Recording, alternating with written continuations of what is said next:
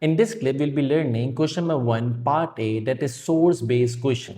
ये आपका होता है 3 मार्क का. इसके अंदर आपको एक टेक्स्ट दिया जाता है और एक क्वेश्चन होता है नीचे. उस क्वेश्चन को पढ़कर उस टेक्स्ट में से 3 रेलिवेंट बातें लिखनी होती हैं.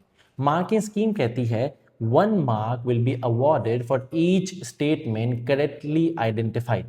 ठीक है, अब क्वेश्चन है according to source A what examples of enormous progress had the Muslim League made. Text कहता है in 1940 Mr. Jinnah announced that Muslim League had made enormous progress. He believed it had become a strong institution. ये हमें 1 mark मिलेगा यहाँ पर. Had become a strong institution. Another point is capable of having a long-term influence. Second, he said that the League was a great success. Third, communication with the British at the beginning of the war proved that they were taking the Muslim League seriously. So the third point is that that the British were taking the Muslim League seriously.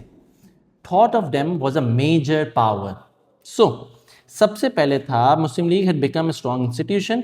Number 1, capable of having a long-term influence. Number 2, he said that the League was a great success. Number 3, proved that they were taking the Muslim League seriously. Number 4, thought of them as a major power. Number 5, these are all the enormous progress.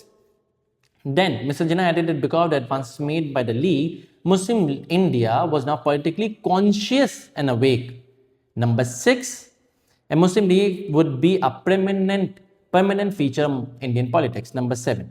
इसमें आपको क्या करना है, जो 7 pointers मैंने mark करे हैं, 7 statements mark करनी है, ये एज इट इज आपको नीचे लिखनी है.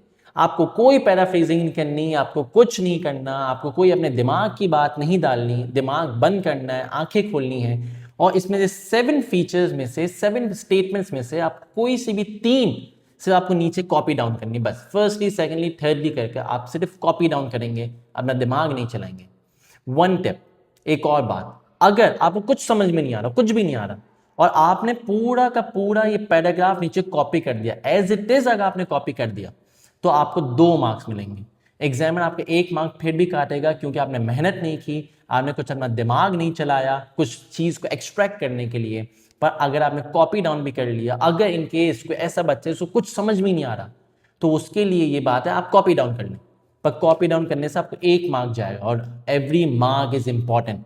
1 मार्क से आपका ए और A स्टार बन सकता है और गिर भी सकता है.